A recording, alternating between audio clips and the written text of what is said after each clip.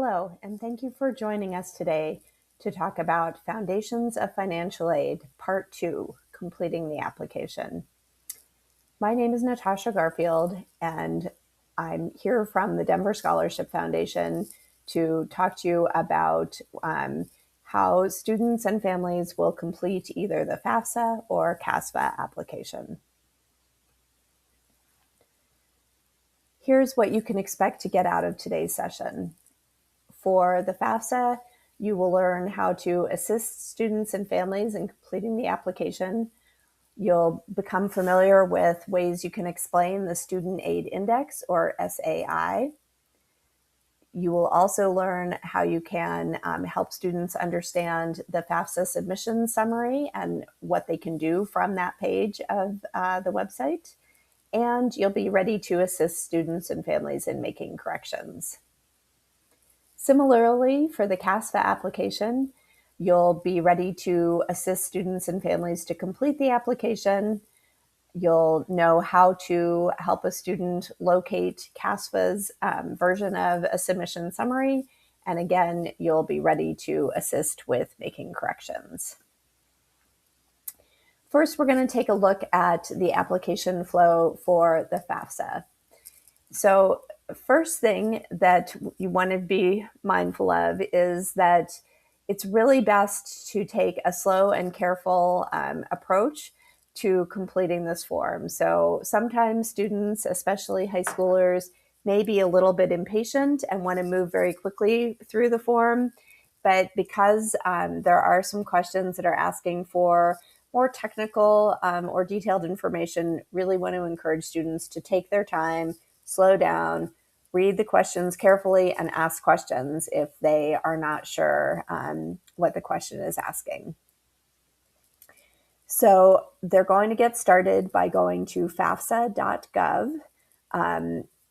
They can also go to studentaid.gov. And you'll notice that in the top right-hand corner, there is the option to choose either English or Spanish. Each user can make their own choice there, and hopefully that'll help them complete the application in the language that is most comfortable for them. Next, the user is going to log in, and then they will select the FAFSA form for 2728. And if it's the first time that they're getting started on this form, they're going to click Start New FAFSA. Then they will select the role that they're fulfilling, either student or parent. And we'll talk a bit later about how a user will accept an invitation to contribute to the FAFSA. Once a student has logged in and started their FAFSA, one of the first questions that they're going to see is going to ask about their state of residence. This is really asking for the state where the student or parent makes their permanent home. It is not asking about anything like citizenship or immigration status. It's really just asking where do they live on a permanent basis. It also asks for the date the student became a resident of that state. And if they were born in Colorado, then they're going to use the month and year of their birth date as the response for this question. You'll notice that there is some text in italics underneath the main question, and that is just a more detailed explanation for the person who's completing these questions. I also want to note that we are not looking at every single question on the form because that would take a very long time to go through. So what we're really highlighting here are the questions or places where students and families tend to get stuck or need more explanation. Students will be asked to provide consent and approval.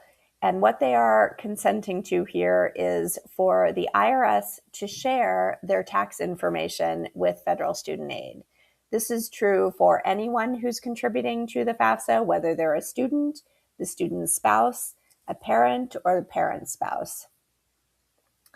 All contributors must give consent to allow that IRS transfer. If they choose not to consent, then the student is not going to be eligible for federal aid. The FAFSA will not be processed, and the student's student aid index, or SAI, will not be calculated. Consent to this tax transfer does not mean that parents are agreeing to pay anything, and it also doesn't mean that the student is committing to go to college. It just means that they're allowing the IRS to transfer that information. The consent is required even if the contributor didn't pay taxes and wasn't required to pay taxes.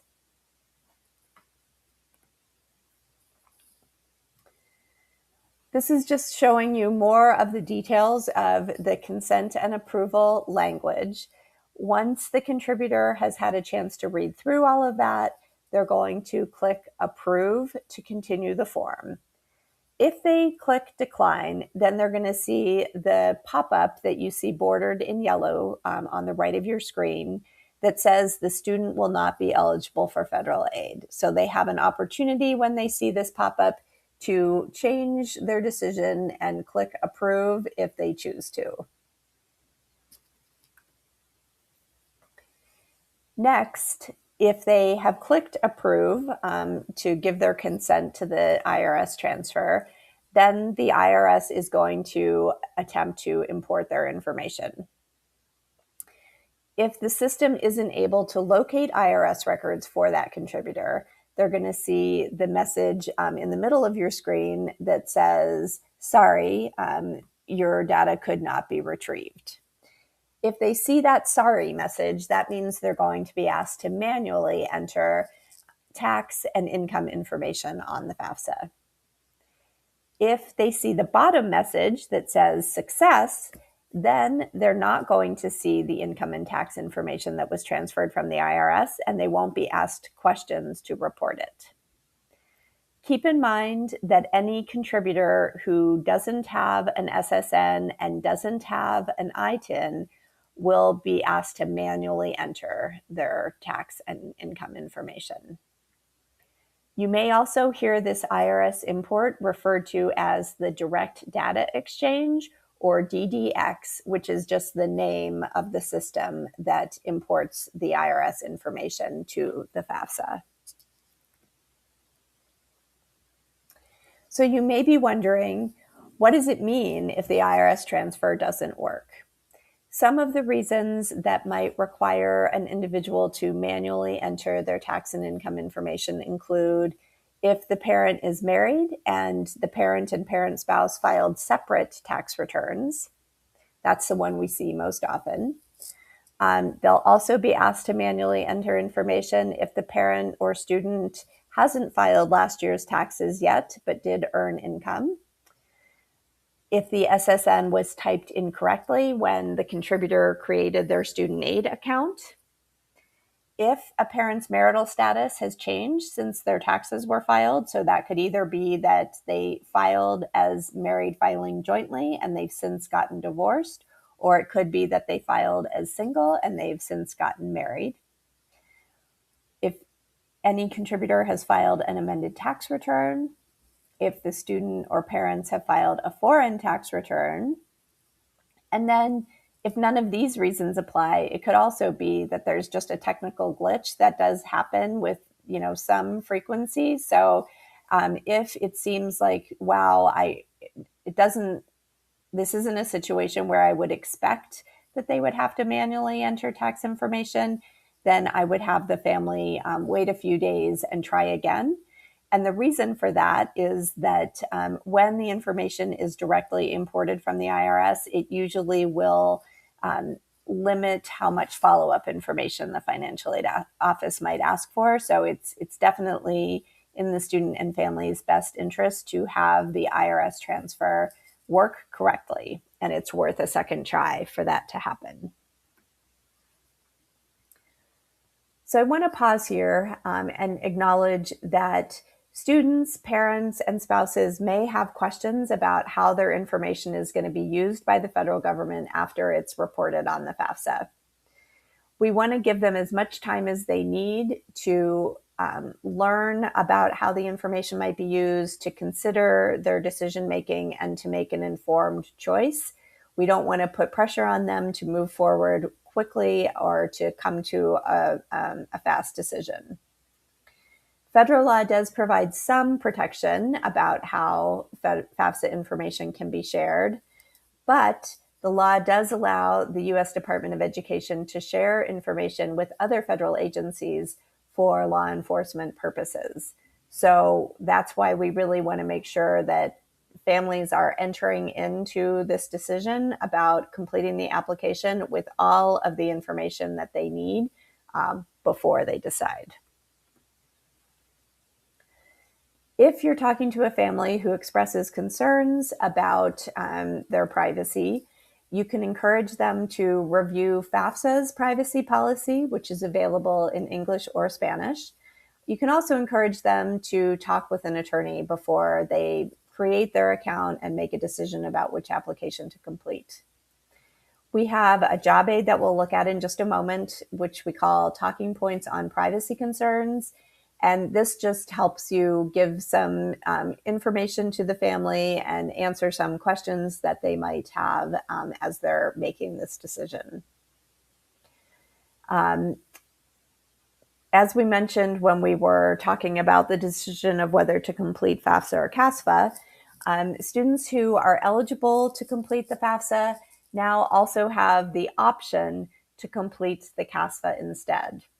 It's really important that families carefully consider the pros and cons before they make this choice, because if the student is eligible for federal aid, but they choose to complete the CASFA instead of FAFSA, they will lose the ability to access all of that federal aid, and that would include the Pell Grant as well as any federal loans that they might otherwise be eligible for. It's a big decision, and we want them to really consider it carefully before making a choice. So here is that job aid that I mentioned. This is intended for advisors, practitioners to use. It's tips for you to help guide those conversations. It does also include links to some family-facing guides that provide some information directly for families, and that is also available in both Spanish and English, so that you can share whichever one will be most accessible for the family that you're supporting. Next up, students are going to see questions about their college or career school plans. The first question asks, what year will the student be in college when they start their classes for the 27-28 school year? Sometimes students may have college credit that they've earned through concurrent enrollment, things like that. And we want all of our 12th grade students to know that they should be selecting first year, even if they do already have some college credit. And that's because this is going to be their first time being a full-time college student and receiving financial aid. The next question asks, will the student already have a bachelor's degree when they start their college classes for the 27-28 school year? It is really important for the student to pay careful attention to their choice here. If they accidentally say, yes, they're going to have their bachelor's degree when they start classes for the 27-28 year, that means that they will be incorrectly classified as independent and their parent information will not be required. This can really stall the delivery of their financial aid offers, so we want to make sure that they are selecting no to this question.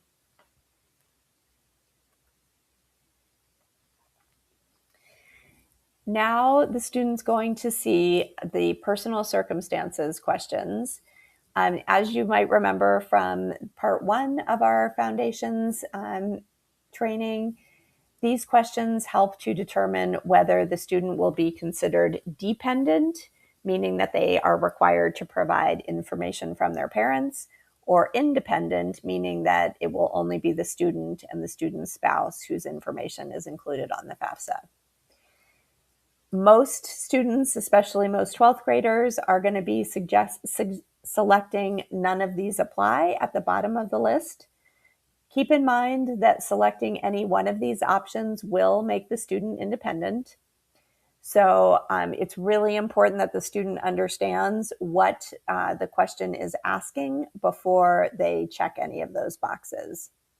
And just a reminder that if the student is going to check the box saying that they are or were in a legal guardianship, they do need to have a court order from a U.S. court, not a notarized statement, not something from a notario. It must be a court order of legal guardianship. And that leads us to our next job aid. This legal guardianship decision tree will help you guide a conversation with your student about whether they should be checking that box for legal guardianship, and if not, what their other options might be.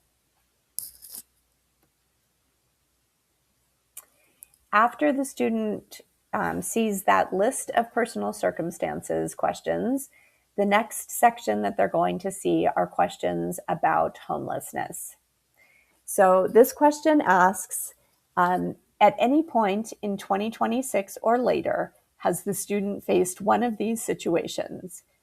They didn't live with a parent or guardian and they were homeless. They didn't live with a parent or guardian, they were supporting themselves and they were at risk of becoming homeless. Or they didn't face either of these situations. So most students will be choosing that third option. They didn't face either of these situations. What's important to remember about the first two options is that both of them require that the student is not living with their parent or guardian. If a student is living with a parent or guardian and they are experiencing homelessness, that is going to be captured in terms of their financial need. What this question is asking about is whether the student should be considered independent when completing the FAFSA. So again, the student must not be living or staying with their parent in order to be considered homeless for purposes of this dependency question. If they do select either of the first two options, so saying that they are not living with their parent or guardian and they are experiencing homelessness or at risk of homelessness, they're then going to see some additional questions. We have a number of job aids that will help students and advisors understand how to handle these questions about students experiencing homelessness. And we are going to have a section devoted to this topic in the virtual binder coming soon. So as a review, we're going to consider this scenario. Your student comes in to fill out the FAFSA. They explain that they're currently living out of a motel room with their mom after she lost her job and could not afford rent. How should the student answer this question on the application? At any point in 2026 or after, has the student faced one of these situations? They didn't live with a parent or guardian and they were homeless. They didn't live with a parent or guardian, were supporting themselves and were at risk of becoming homeless, or they didn't face either of these situations. In this particular scenario, the student is living with their mom. So they are going to choose option 3. They didn't face either of these situations. And remember, this is only about whether the student is going to be considered independent for the FAFSA. So the fact that they didn't face those first two situations just means that mom's information will be included on the FAFSA. Next, the student is going to see a question that asks whether the student is facing unusual circumstances that prevent the student from contacting their parents, or contacting their parents would pose a risk to the student. So this question is already defaulted to no, because most students do not face unusual circumstances that prevent them from contacting their parents. So what students can do when they're looking at this question is they can review the bullets that you see on the screen. Those are things like the student left home due to an abusive or threatening environment. They are abandoned by or estranged from their parents. Their parents are incarcerated, and contacting their parents would pose a risk of harm to the students, or their parents are displaced in a foreign country. These are just examples of the types of unusual circumstances that might prevent a student from being able to contact their parents. It's not an exhaustive list. However, what's really important to remember is that parents who refuse to contribute to the FAFSA because they don't want to pay for college, that is not an unusual circumstance. So students whose parents are refusing to contribute, that will be handled in another question. So what we want students to know here is that if they do say yes, an unusual circumstance is preventing them from contacting their parents, or it would be unsafe to contact their parents, they will be asked by the financial aid office to follow up and provide some additional information. We just want them to be aware of that from the start. Here are a couple of job aids. One of them is a fact sheet that just goes over the examples of when a student might say yes to that unusual circumstances question. And then we also have a job aid called Professional Judgment Basics that goes into a lot of details about what is and is not considered unusual circumstances and provides some other helpful tips. Once the student has completed the unusual circumstances question, then they're going to see their dependency status results. If the student is independent, they'll see this screen. And again, they're going to see this screen if they're age 24 or older, if they are married, if they have already earned a bachelor's degree, or if they checked the box for any of the personal circumstances like legal guardianship. If their status is independent, then they are not going to see any questions about their parents. If the FAFSA has determined that the student is dependent, they're going to see this screen, and they will be required to answer questions about their parents. Right after their dependency status, they're going to see a question asking, are the student's parents refusing to provide their information on this FAFSA form? Again, the default answer is going to be no, but if the student selects yes, then they'll see a pop-up message, which you see on the bottom of the screen with the yellow border, that says you will not be eligible for most federal student aid. What this means is that if the parents refuse to provide information, then the student will only be considered for a limited amount of unsubsidized loans. And any information about the parents is going to be removed from the form. And we will talk more about what it means to receive only the unsubsidized loans and what students need to do to actually access that option in a later session.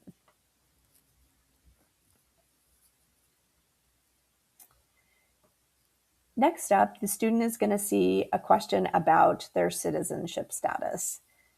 They can choose U.S. citizen or national, eligible non-citizen, or neither U.S. citizen or eligible non-citizen.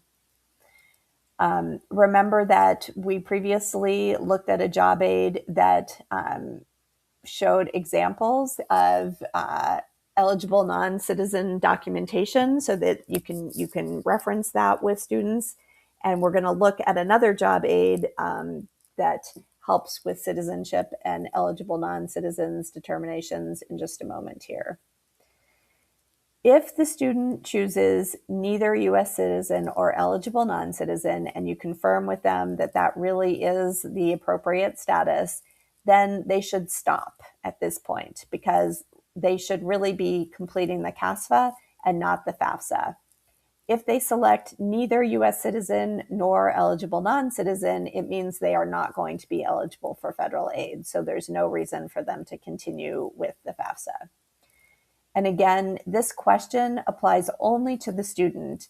It does not matter what the status is of parents or the student's spouse when it comes to citizenship or immigration status. It is only the student's status that is relevant.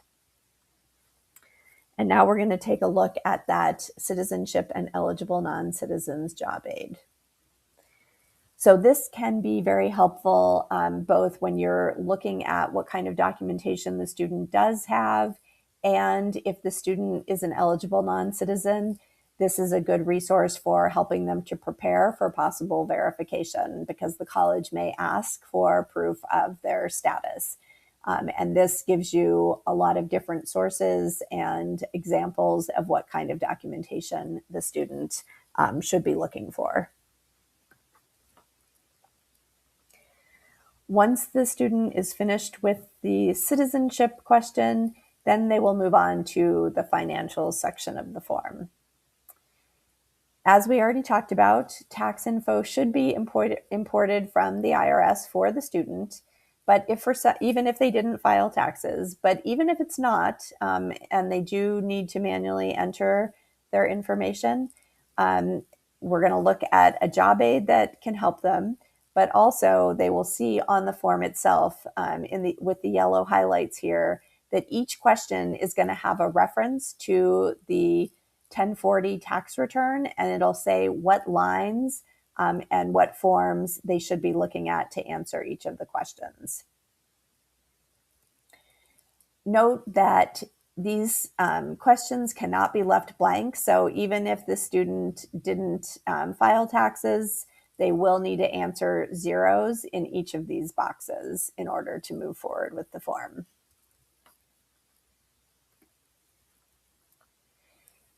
This job aid is intended to help with manually entering tax information.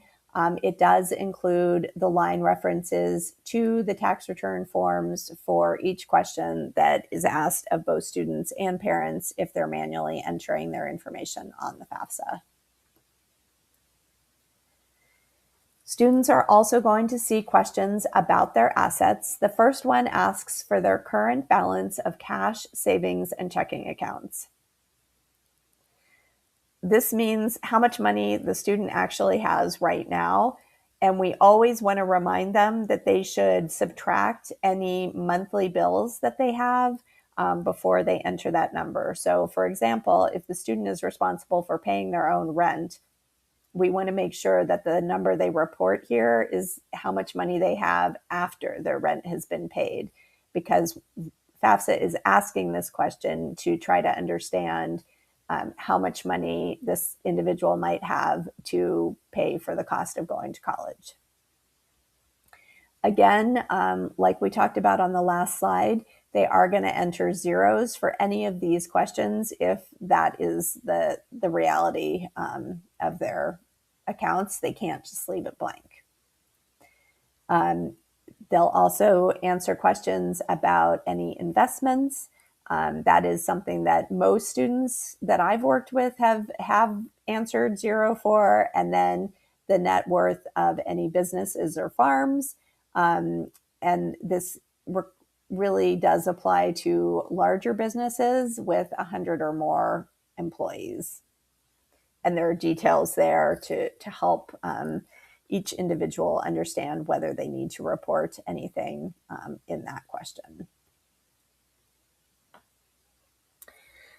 After all of those financial questions, then the student will have the opportunity to select the colleges that they want to receive their FAFSA information. They can select up to 20 colleges at a time, and they will be able to add more colleges later if they need to. What's really important to remember here is that students should add any college that they might be considering. They don't need to have already applied to the college. They don't need to be sure that they're going to apply. It's just that if they don't add the college to their FAFSA, then they will never receive a financial aid offer from that college. So it's super important that students make sure that every single college they are considering or that they end up applying to gets added to their application. And next up, we're going to look at a job aid that includes the federal school codes. This is a code for each college. Our list happens to include only Colorado colleges, but there are codes available for all of the colleges nationally. This is just a quicker way of adding the colleges to the student's form, but they can also search by the state and name of the college, and it goes pretty fast, whichever method they choose. After the student adds their colleges, they are now ready to invite their parent contributor if they are a dependent student. So the only information that they need in order to send that invitation is their parent's email, but they do want to make sure that they type it carefully so that their parent will actually receive the invitation. The student is only going to invite their first parent, even if they expect that a second parent or parent spouse will also need to contribute to the form. And once the student types in that invitation, the email, then they will just have the opportunity to confirm the email address before they actually send the invite.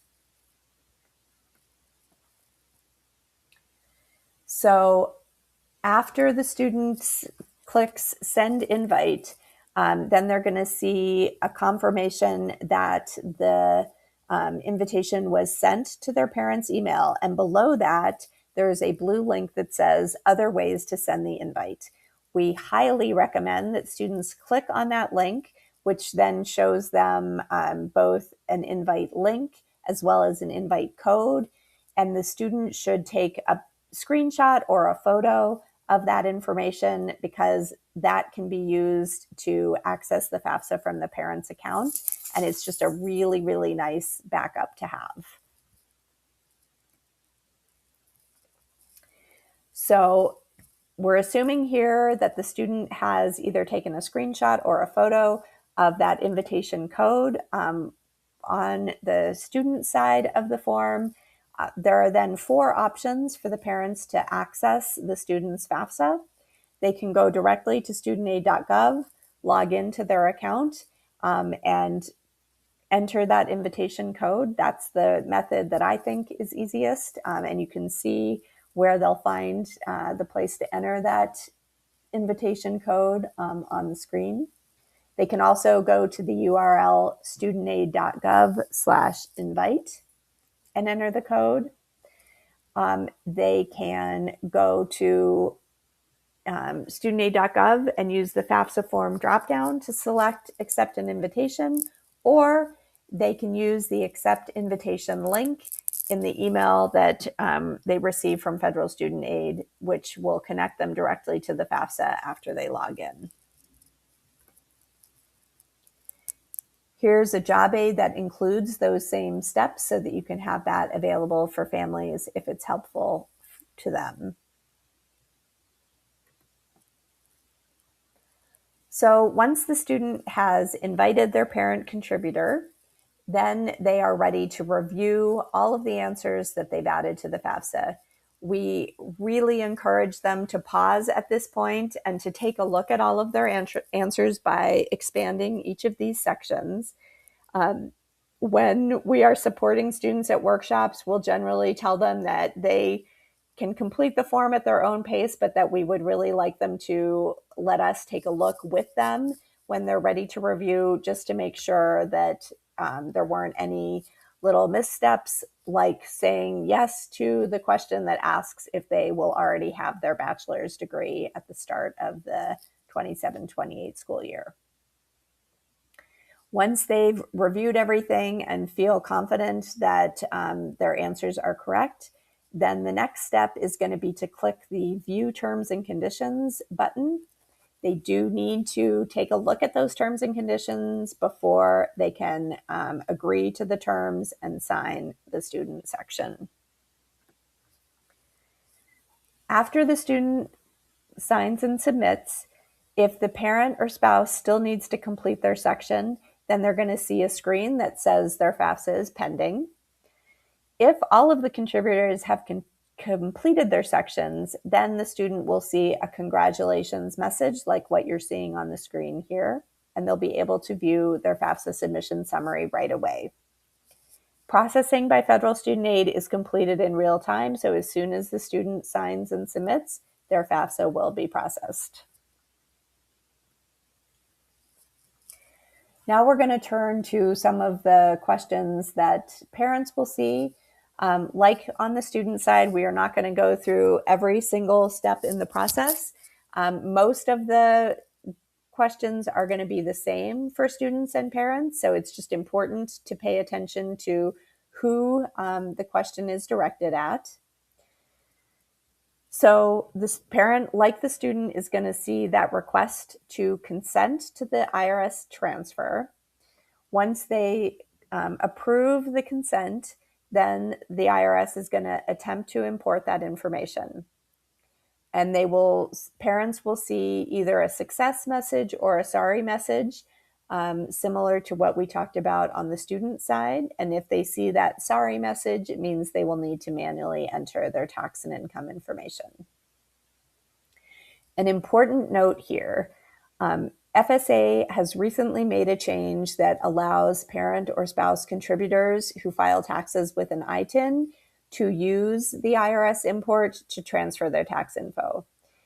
But we have not yet seen how that's actually going to look to the parent.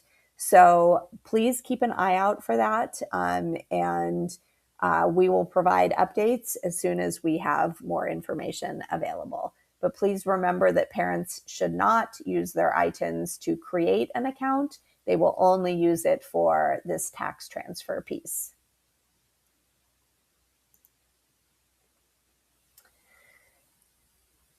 After parents see the IRS import screens, they will be asked to select their current marital status. Keep in mind that this is their status as of the day that they're completing the FAFSA, even if they're getting married next week, or even if they think they're going to get divorced in 2 months. They are still answering this question as of the day they're completing the FAFSA. Note that there is a difference between married and remarried. Married means that it's two legal parents who are married to each other. Remarried means it's one legal parent married to a step parent. So please help families to select the appropriate option that describes their current status. Parents will see a question that asks about federal benefits that anyone in their family may have received in either 2025 or 2026. So this would be benefits received by the parent, their spouse, their children, or other dependents. They're going to check any of these boxes that apply to their family. What we want to caution you about is that in Colorado, students should not select the free or reduced price school lunch option. The reason they shouldn't select this is that the purpose of this question is to identify benefits that are means tested, meaning that someone receives them because they've already demonstrated that they qualify financially.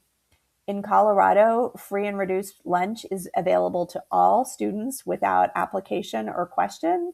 And so we just generally recommend that families should not choose this option. If they have any other type of means tested benefits, then by all means, they should check those boxes, but they should just skip the free and reduced lunch, unless they are absolutely sure that they actually completed a federal application for free or reduced price lunch and meet the eligibility guidelines. It's really important that families do check the box for any benefits they receive, because it will maximize the aid eligibility of the student and reduce the student aid index number, because, as I mentioned, these are all markers of financial need.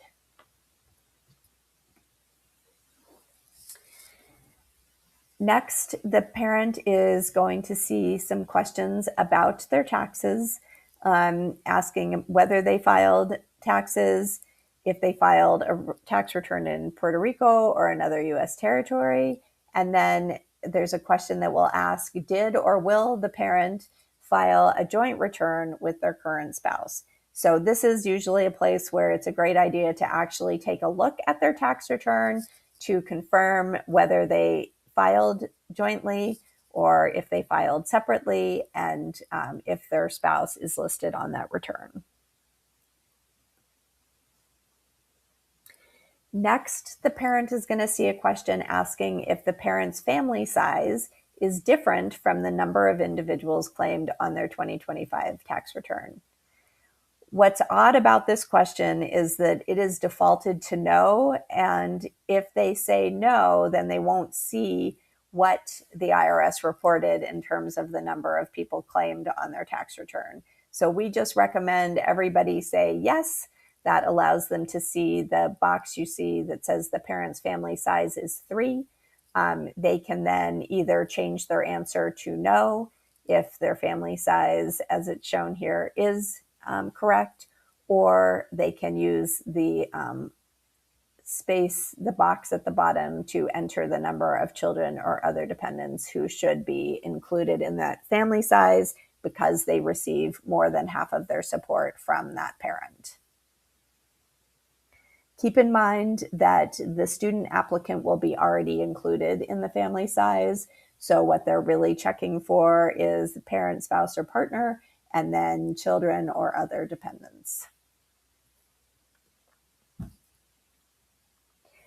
If the IRS transfer was not successful, then the parent is going to see some income and tax questions, which we don't have them shown here because we looked at them a bit on the student side.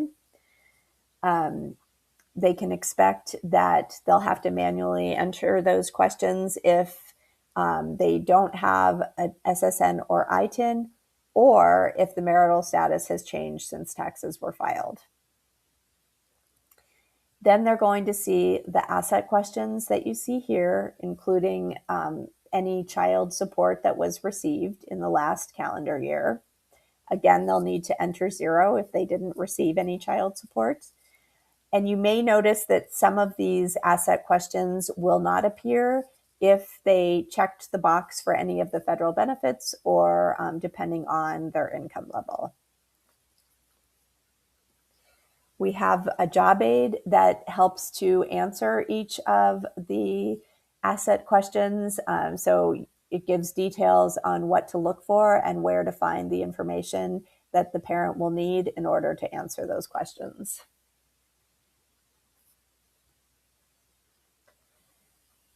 Once the parent has finished their questions, if they're required to have the second parent or parent spouse also contribute to the FAFSA, then they're going to see this screen to invite that parent spouse. Remember that both parents are going to need to separately contribute to the FAFSA if the parents are married or live together but file taxes separately, or if one or both don't have an SSN. The form is going to prompt parent 1 to add the email address to invite parent 2 if it's needed. The student does not invite parent 2. As I mentioned, new this year, FSA is enabling parents who file taxes with ITINs to use the IRS transfer tool, or DDX. And we expect that if parents filed taxes jointly and both of them had either an SSN or an ITIN, they will only need one parent to be a contributor on the form. But we don't have confirmation of that yet, so we will be sure to follow up once we have more information. After the parents have completed their section, they, like students, will have a page where they can review their answers before they sign and submit. And then after they have signed electronically, they are going to see either this pending submission screen saying that your section, the parent section, is complete, but other contributors still need to finish their section, or they'll see a congratulations message, which means that all of the contributors have provided their consent and signed. Now we're going to take a look at the FAFSA submission summary. This is going to be available for students as soon as all of the contributors have completed their sections of the form. Students can access it from the congratulations screen.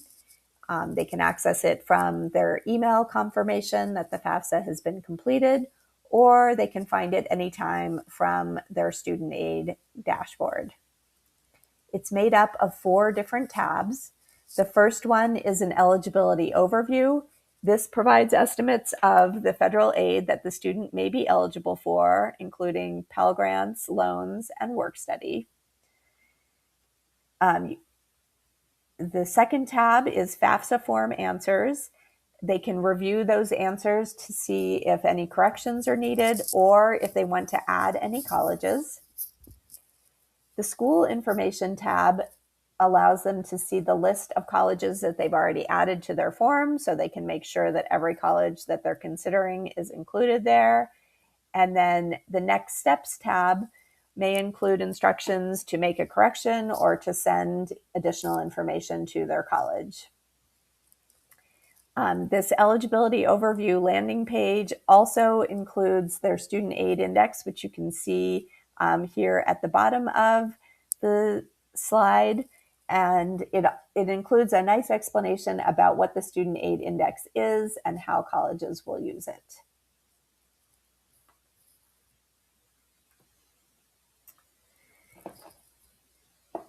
If a student decides that they need to make corrections, you just want to check in with them to confirm that there are only some circumstances where corrections are needed.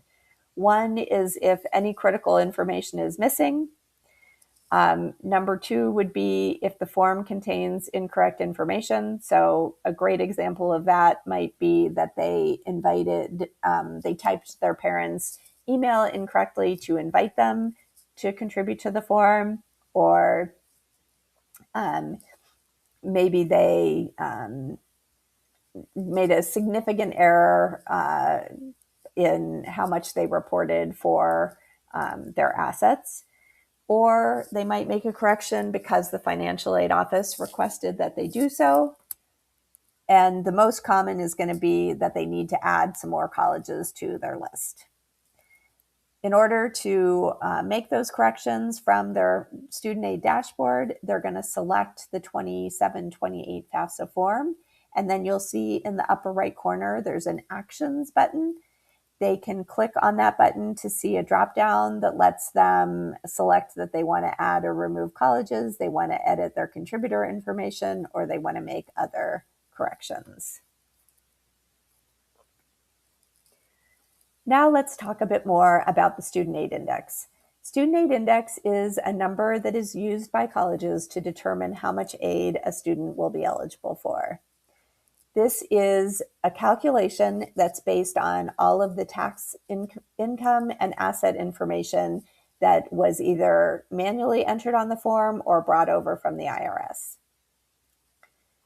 The number, the SAI, is going to range from negative $1,500 to $999,999.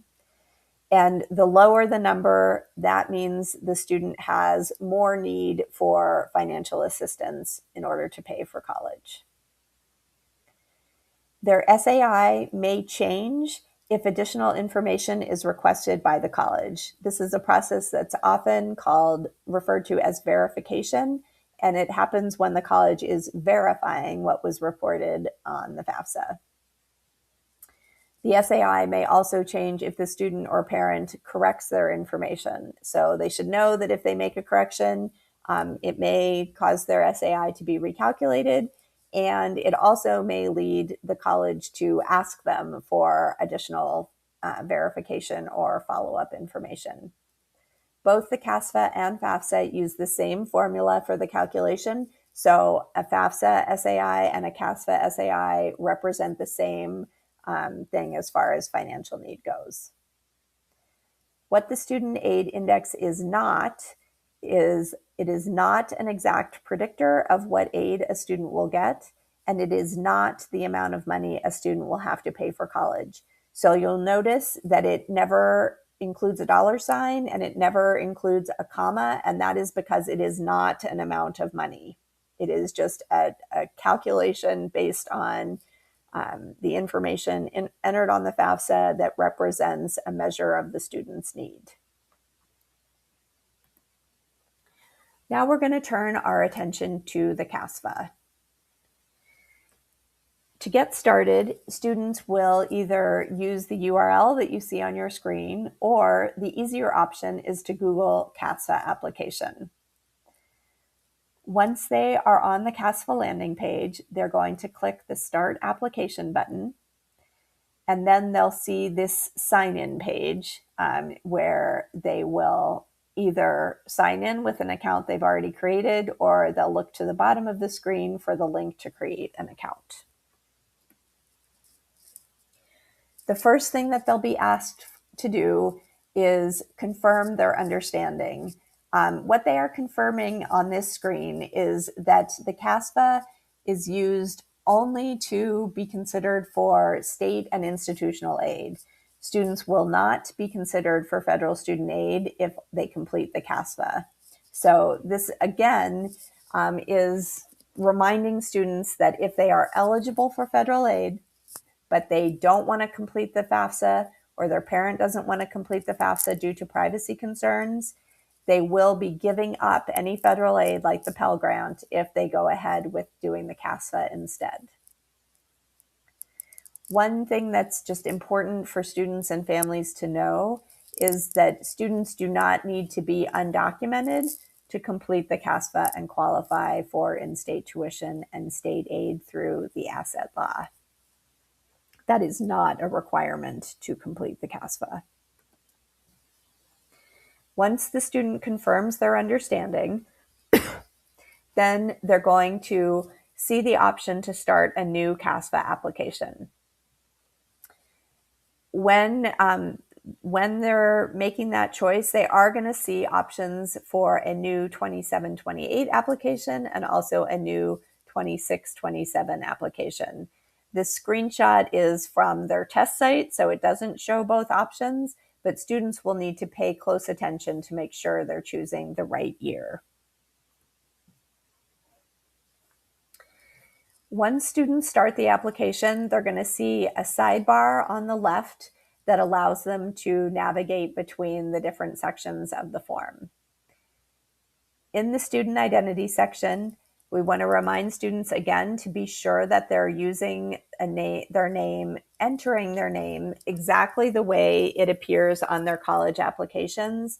And again, that is so that the college can match their CASFA results to their admissions application.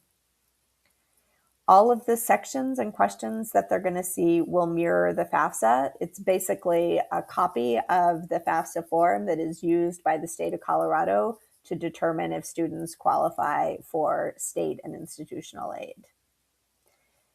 As students complete each of the sections, they're going to notice a check mark will show up next to that topic in the sidebar, indicating that that section is done.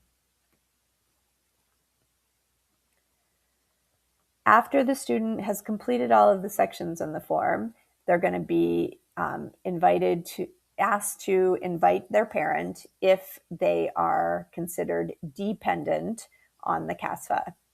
So just like with FAFSA, if parent information is required, they'll be prompted to invite their parent to contribute to the form. What's a little bit different here is that they will first see a question that says, is your parent with you now?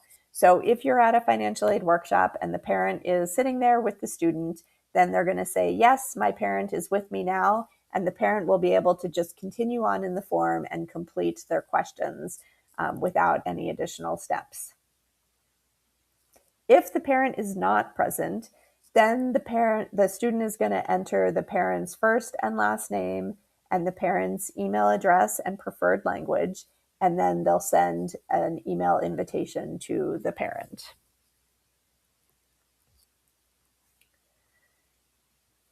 At the end of the student section, they're going to have the opportunity to review all their responses, just like we saw with the FAFSA. And again, we want to encourage the student to open each of those sections and actually take a look at their answers to make sure that they are correct and to make any edits that might be needed.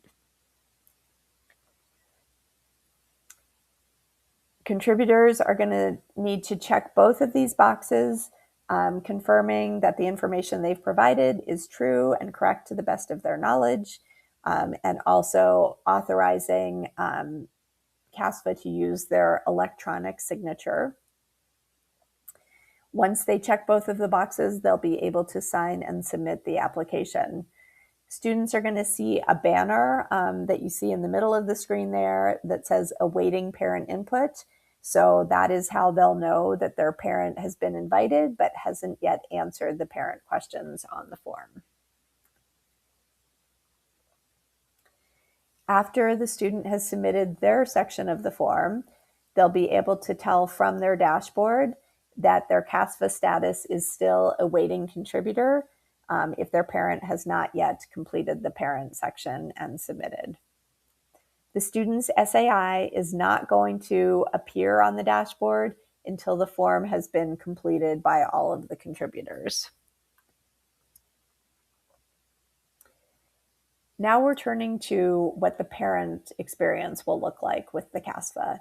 The parent, if they aren't present with their student to complete the form, they're going to receive an email with the subject, help this student with their CASFA form. It'll say the student's name rather than the student.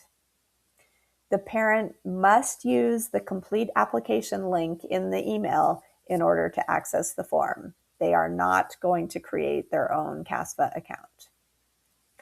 After the parent clicks complete application, they will be directed to enter a verification code, which will come in another email, and that will allow them to access the student's form. After the parent enters that verification code, they're going to be taken directly to the parent section of the form. So they will not be entering any kind of username or password to log in, just that verification code. Parents cannot access the form by going to the CASFA website and creating an account. A reminder again, parents will never create an account for CASFA. They can only access the form from that email invitation link. If a parent is using the same device as their student, the student must make sure that they've logged out of their CASFA account before the parent tries to accept the email invitation. Otherwise, the parent will see an error message. This is not going to happen often because generally speaking, if the parent is there with the student and using the same device, they're not going to have to even mess with the email invitation because they'll just continue on when the student is asked, is your parent with you now?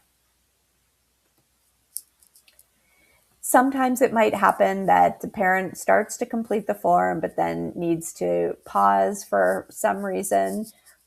Maybe they ran out of time before they had to go to work, or other life demands get in the way.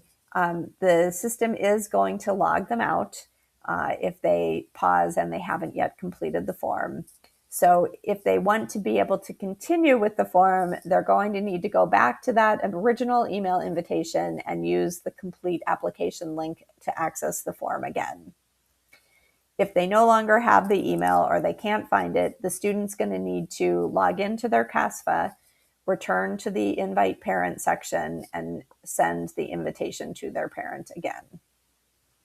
Reminder, I know I've said this many times, but parents cannot use the CASFA sign-in page to be able to log in and continue the form. They have to go back to the email invitation. When the parent completes the questions about their current marital status and their tax filing status, if they select unmarried and living together, married, or remarried, they will then be asked if they filed a joint tax return with their current spouse and what their tax filing status was. If they choose any option other than married filing jointly, they're then going to be asked to provide information about the parent spouse, just like on the FAFSA. What's different here is that the parent section just flows right into the parent spouse questions. The parent spouse is not going to be separately invited to contribute to the CASFA. The parent will sign and submit, and then the parent spouse will sign and submit. Once all of the contributors have had the chance to complete their sections and sign and submit, then they'll see a thank you message confirming that the CASFA has been submitted. At that point, the student will be able to log in and will see their updated status and SAI on the dashboard. These screenshots, as I said, are from the CASFA test site. So the status says published, but what we believe students actually see in reality is their status will show as submitted rather than published. If a student wants to see all of their answers similar to the FAFSA submission summary, they will click the button to download the PDF, and that will give them all of the answers that they provided on their CASFA form.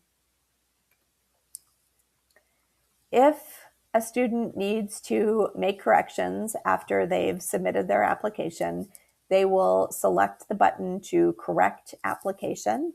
And that's how they can add any additional colleges if needed.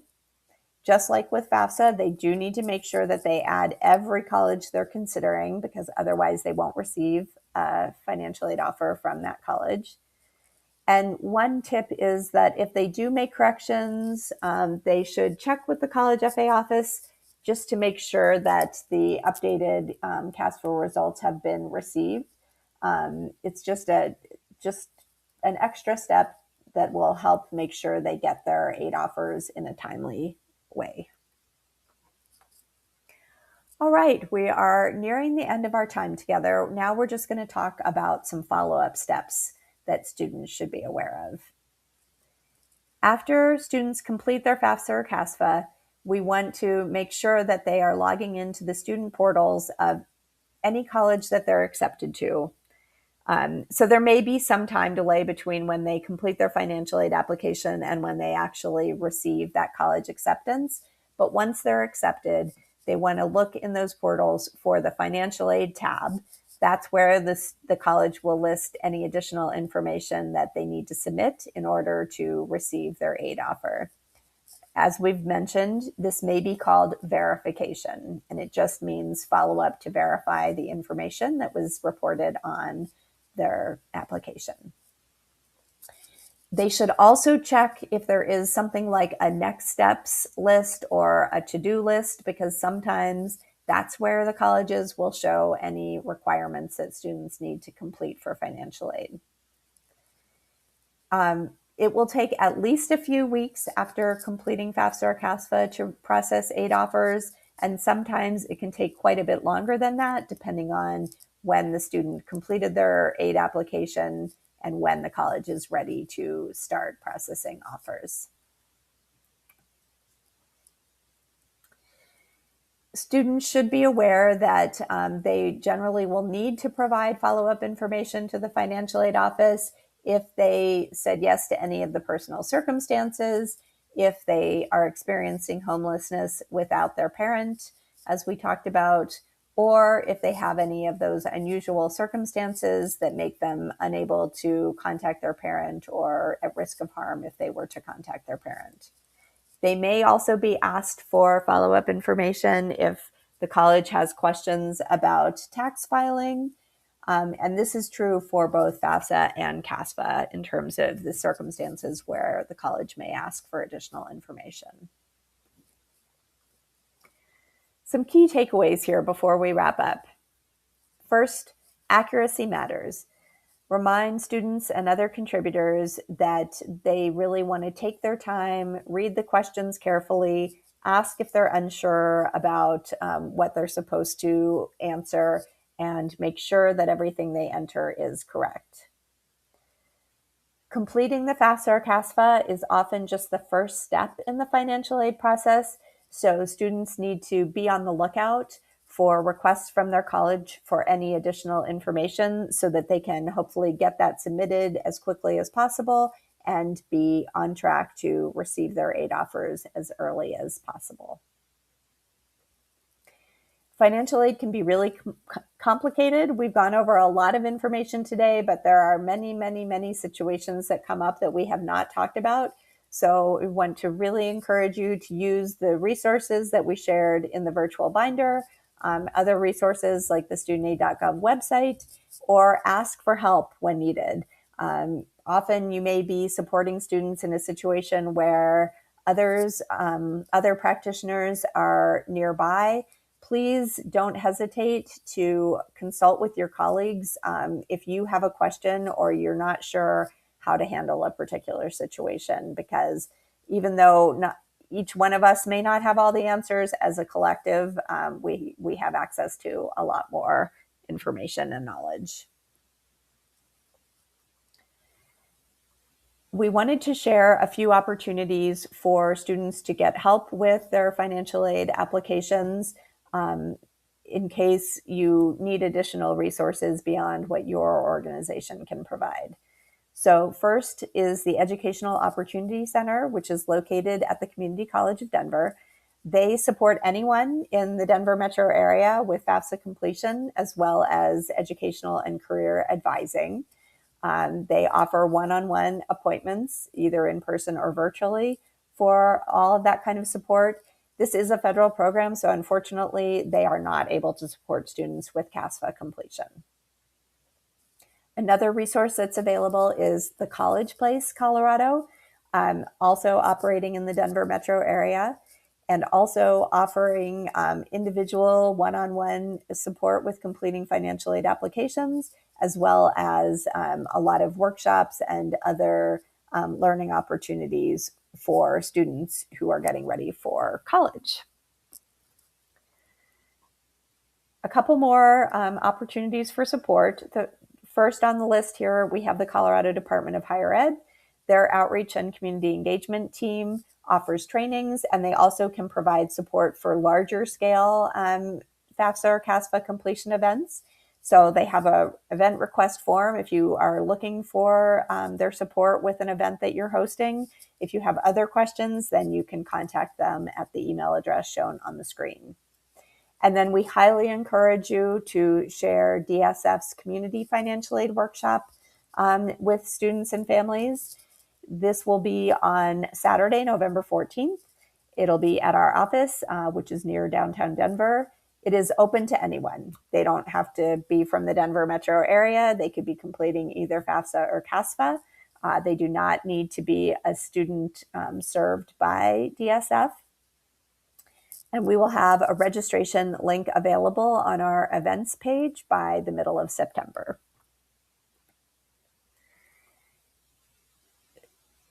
Depending on when you're watching this, we do have another couple of trainings in our series that will be coming up over the next few months in the fall of 2026. And we will have recordings available that you can access through our YouTube channel if you are interested in learning more. Thank you very much for your time and attention today, and thank you for all you do to support students and families in the financial aid process.